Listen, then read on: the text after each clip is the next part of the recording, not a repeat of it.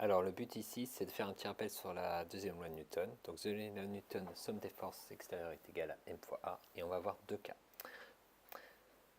Alors dans les deux cas, on va avoir en particulier le premier cas ici. Donc le premier cas, on va supposer que les sommes extérieures des forces est égale à 0. Ça veut dire quoi? Eh bien, si on prend un point M par exemple, on applique deux forces dessus, donc une première force F1, une deuxième force F2, qui vont être opposées. L'une à l'autre est égale en norme, et bien si je fais le vecteur de l'un F1 plus le vecteur F2, je trouve 0. C'est ce qu'on appelle somme des forces extérieures qui est égale à 0. Ça correspond à ce qu'on appelle dans le langage scientifique un système qui est pseudo-isolé. Alors maintenant, qu'est-ce que ça a comme conséquence si on regarde la deuxième loi de Newton? Conséquence, on va avoir donc somme des forces extérieures qui est égale à MA, donc MA qui est égal à 0, ce qui équivaut à A qui est égal à 0 en vecteur.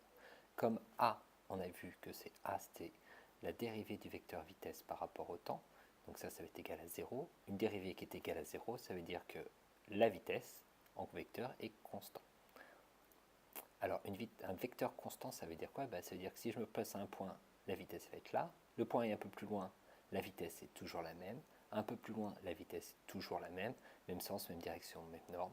Ça, c'est ce qu'on appelle un mouvement rectiligne uniforme. J'apprenne à écrire plus vite.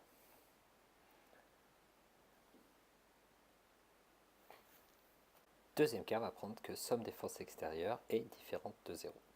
On va faire le même raisonnement, ça veut dire que dans ce cas-là, MA est différent de 0, donc A différent de 0. Même raisonnement, A c'est le dérivé du vecteur vitesse, donc la vitesse, elle n'est pas constante.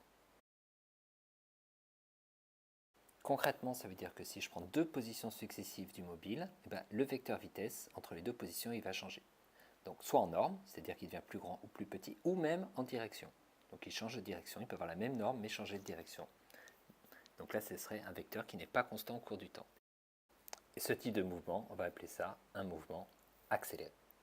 Donc si on résume, on va résumer donc tout ça ainsi. Si je prends somme des forces extérieures qui est différente de 0, je vais avoir un mouvement accéléré. Ça veut dire que si j'ai somme des forces extérieures qui est différente de 0, mouvement accéléré. Si j'ai un mouvement accéléré, somme des forces est égale à 0.